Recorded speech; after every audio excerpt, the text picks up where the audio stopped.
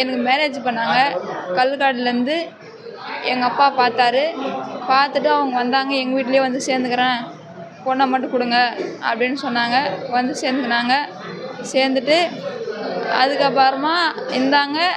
இருந்துட்டு அன்னைக்கு நைட்டு கல்யாணம் நைட்டு நைட்டு வந்து அவங்க அப்பா அம்மாலாம் வந்து சண்டை போட்டாங்க. அவங்க வீட்டில் இருந்தாலும் அவங்க கூட பிறந்தவங்க, அவங்க அம்மா, அவங்க அப்பா, அவங்க அக்கா எல்லாம் வந்து சண்டை போட்டு எங்கள் தாத்தா கிட்ட அடிக்கிறதுக்கெல்லாம் போய் அதுக்கப்புறமா பேசிட்டு இவங்க என்னமே பேசலை.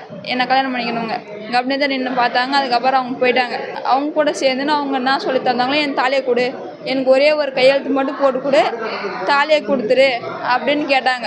அது எப்படி நான் கொடுத்துட முடியும்? அப்படியெல்லாம் கொடுக்க முடியாது. நீ வந்து உன் பாட்டுக்கு வந்து கேட்டால் நான் எப்படி தர முடியும்? நான் வாழ்கிறேன்னு தானே சொல்கிறேன், நீ ஏன் வேணான்ற அப்படின்னு கேட்டதுக்கு, இல்லை எனக்கு வேணாம், நான் போயிடுறேன் எங்கள் வீட்டுக்கு, எனக்கு தேவையில்ல அப்படின்னாங்க. அதுக்கப்புறம் அடித்து வயலாம் உடச்சிட்டு அதுக்கப்புறம் அவங்க ஆளுங்களுக்கெல்லாம் எங்கள் அம்மா தாலியெல்லாம் பிரித்து எங்கள் அம்மாவெல்லாம் அடித்து எங்கள் அக்காவில் அடித்து அதுக்கப்புறமா அவங்க ஆளுங்களுக்கெல்லாம் ஃபோன் பண்ணி வர வச்சு 30-35 பேர் வந்துப்பாங்க.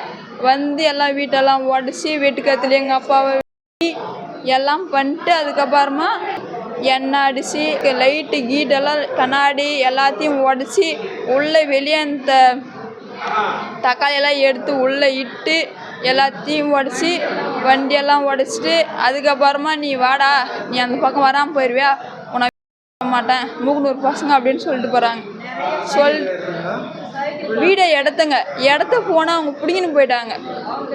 வீட்டுக்கேற்றி எங்கள் அம்மா தாலியெல்லாம் எடுத்துன்னு 5 பவுன் நகைலாம் எடுத்துன்னு காசெல்லாம் எல்லாம் வீட்டெல்லாம் உடச்சி எல்லாம் எடுத்துன்னு போயிட்டாங்க.